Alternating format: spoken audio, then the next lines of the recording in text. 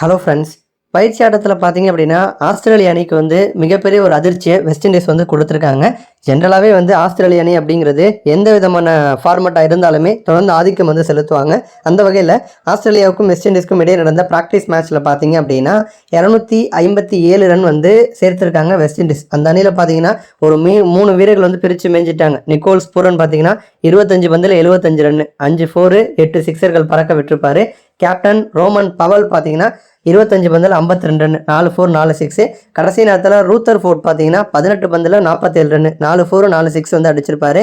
257 அடிச்சிருப்பாங்க. ஜென்ரலாகவே பார்த்தீங்கன்னா இந்த பிச்சர்ஸ் வந்து அமெரிக்கா பிச்சர்ஸும் சரி, வெஸ்ட் இண்டீஸ் பிச்சும் சரி, ஸ்லோ பிச்சும்பாங்க. அங்கெல்லாம் அதிகமான ரன்கள் சேர்க்க முடியாது. பட் என்னமோ இது வந்து ப்ராக்டிஸ் மேட்ச் அப்படிங்கிறதுனால பிரித்து மேய்ஞ்சிருக்காங்க வெஸ்ட் இண்டீஸ். 257 அடிச்சிருக்காங்க. அடுத்த ஆஸ்திரேலியா வந்து முடிஞ்ச வரைக்கும் டஃப் கொடுத்துருக்காங்க. பட் 222 ரன் மட்டும்தான் அவங்களால அடிக்க முடிஞ்சிருக்கு.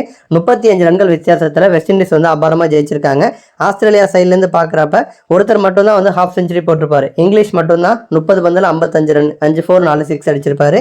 மற்றபடி பார்த்தீங்கன்னா யாரும் பெருசாக வந்து ஸ்கோர் பண்ணல. எல்லாமே 28 25 25 39 இந்த மாதிரி ஓவராலாக வந்து கான்ட்ரிபியூஷன் வந்து கொடுத்துருப்பாங்க. ஆஸ்திரேலிய அணி வந்து 35 ரன்கள் வித்தியாசத்தில் பார்த்தீங்கன்னா இந்த ப்ராக்டிஸ் மேட்ச்சில் படுதோல்வி அடைஞ்சிருக்காங்க. நன்றி.